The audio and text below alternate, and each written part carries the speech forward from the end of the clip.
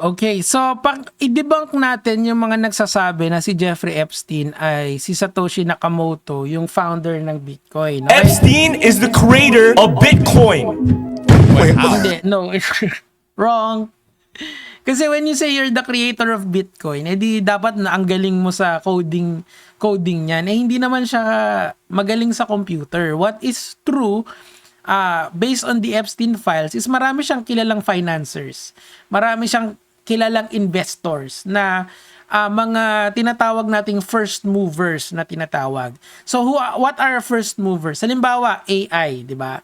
Yung mga first movers sa AI, yan yung mga unang taong nag-invest sa AI. Ganon din lang sa Bitcoin. Sila yung mga nauna. So sila yung mga first movers ng nung technology na yun. Kasi may maraming ganon eh.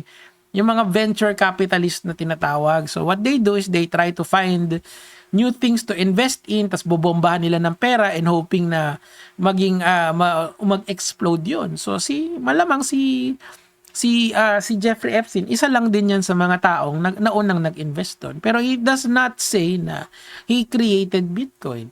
Ngayon kasi anyone can make a token out of yung proof of work, yung blockchain, or proof of contract yung sa Ethereum. So madali na lang yun sa ngayon, 'di ba? Anyone can do that. But during that time kasi, you have to be you have to have knowledge in coding para matuto yan. I don't think si Epstein was intelligent enough, was that kind of person. But he is kasi well connected. Yun eh. So simula pa lang tapos na eh. Pero we're going to watch 2 videos. And i-explain natin mabuti. Ito muna mga ano na to. Mga kukulit itong mga to eh. How, man? In the Epstein files, in the emails, it states Epstein was talking about Satoshi Nakamoto. No, fake ito Satoshi Fake ito itong mga to Kasi I tried to look at the Epstein files dito. Wala akong makitang ganyang file na yan. So marami na kasing kumakalat na Epstein files na dinoktor na. So malamang yung mga yan, nakapanood lang din yan ng video or nakabasa yan ng article connecting Epstein to Bitcoin. Pero hindi sila ang nauna. What they are is they actually are the one, kanyari ito, white paper. Yung salitang white paper na yan, that is a very early, yung mga early adopters ng Bitcoin will never have this terminology. Kasi ano yun advanced na yung, di ba pagka meron kang crypto, ang una mo nga hanapin yung white paper or saan siya papunta. Yun eh. During that time, it's something na, as far as I remember, kasi nung early stages niyan, naririnig ko na yan eh. I believe yung mga ibang naglalaro ng online poker noon was doing crypto as well. Bitcoin, to be specific, di ba? Tuloy natin. Nakamoto. That's the code name, alias of the creator of Bitcoin. Oh my. Satoshi Nakamoto yung pangalan nung creator niyan. But it's most likely a pseudonym. Ang pinaka-prevalent theory na ako personally parang mas may sense is ano siya connect yung it's a collection of Japanese companies who does not want the value of their money to go down ng mabilisan. Kasi syempre if you are tied into dollars, yung petrodollars na tinatawag natin, which is yung current global currency na umiikot ngayon, nagde-devalue yon depending on the government, the US government, and yung yung mga taong gumagamit nun. Pero kasi sa yung Bitcoin kasi, it was introduced as a money na walang gobyerno na nagbaback doon.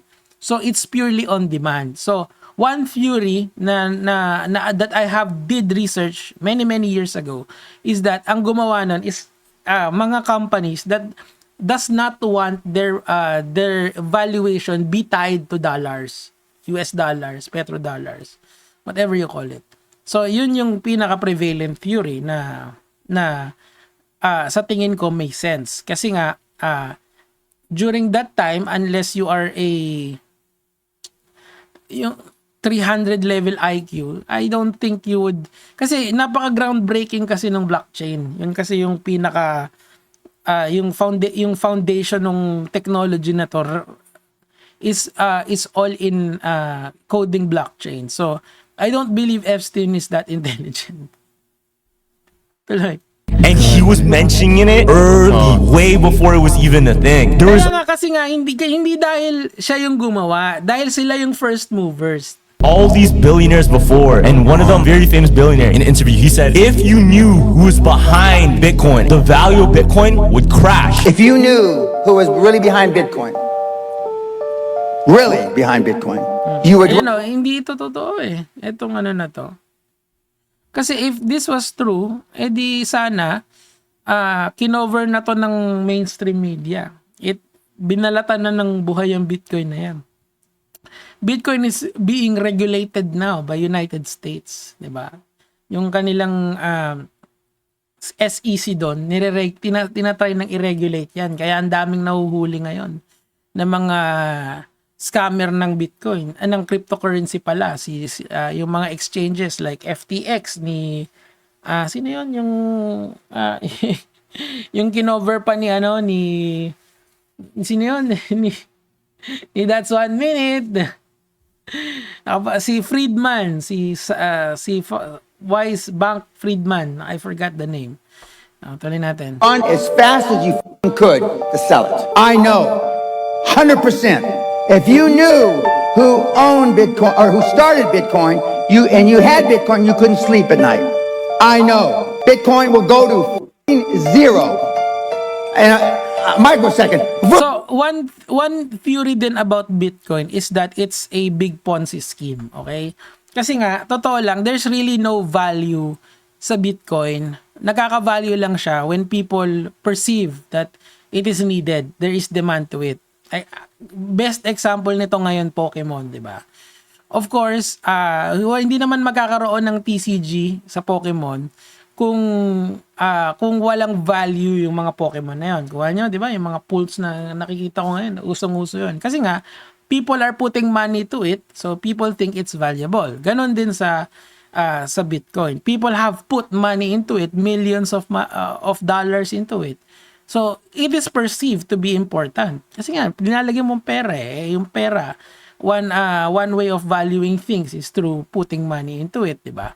Now, let's go here, mga lords. Kasi, ito galing sa CoinGecko eh. Kung ang CoinGecko kasi, exchange to eh. Crypto exchange to. Ngayon sila, mas may authority sila kaysa dun sa mga lalaki na yun na podcaster na yun. Kasi mas objective yung tech nila. Pakinggan natin. People are saying this guy is Satoshi Nakamoto. There are 3 reasons why that theory exists and what the facts actually say. Reason 1, he had early ties into the Bitcoin world. Which makes sense kasi nga early mover si Epstein, or isa siya sa mga unang nag-invest doon. Pero it doesn't say na siya yung nag-imbento noon. Nakita lang nila that it could be used to transfer money, or some would say launder money, without the banks knowing it. Kasi syempre peer-to-peer yung wallet to wallet yung yung connection nun eh. Ganun talaga eh. So, tuloy natin. He donated money to the MIT Media Lab, which supported Bitcoin-related development. Ayan, this is something na kasi nga early mover si Epstein, di ba? So nag-donate siya dun sa mga yan kasi nga he was one of those people na nagtatry i-develop to kasi nga early movers ka eh. May interest na sila nung simula pa lang eh. O, tuloy natin.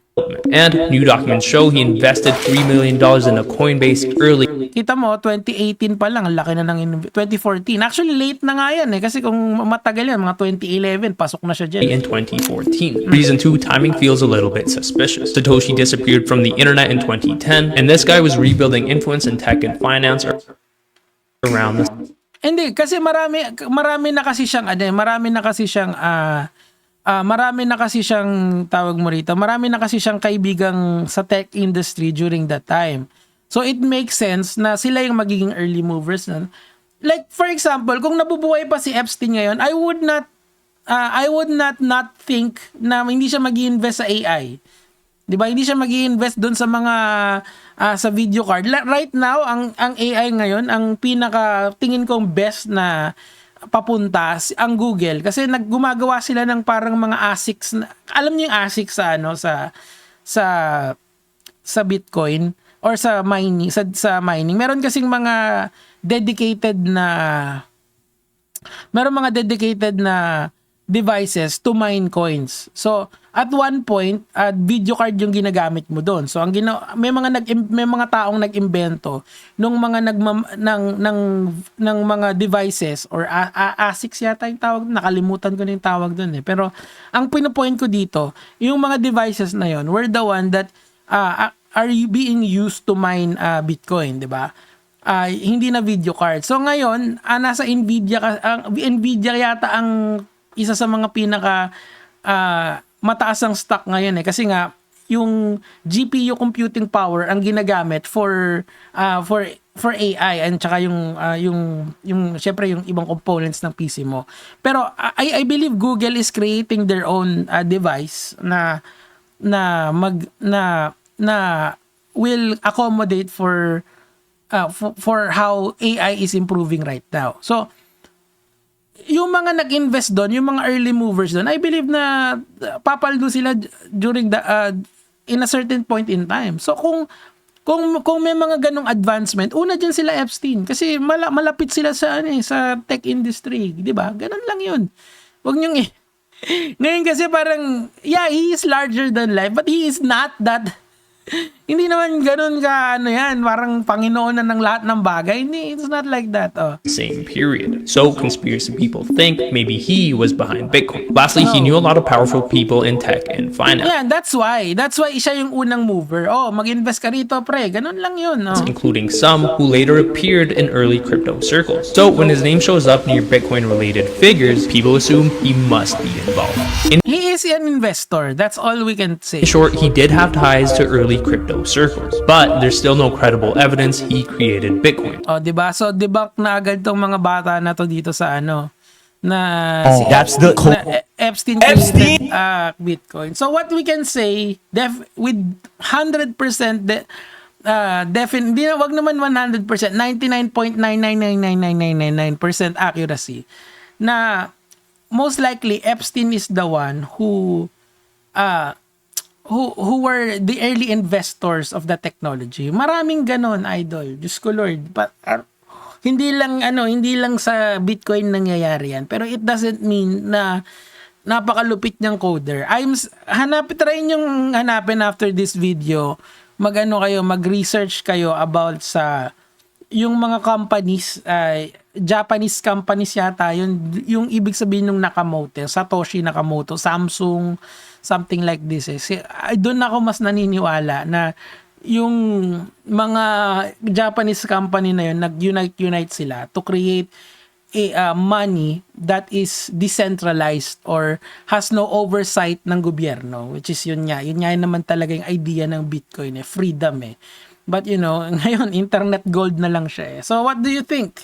Do you think Satoshi Nakamoto is Jeffrey Epstein? Ganun ba siya kalupet? Yun lang naman po yung sa akin for today. Gaga mga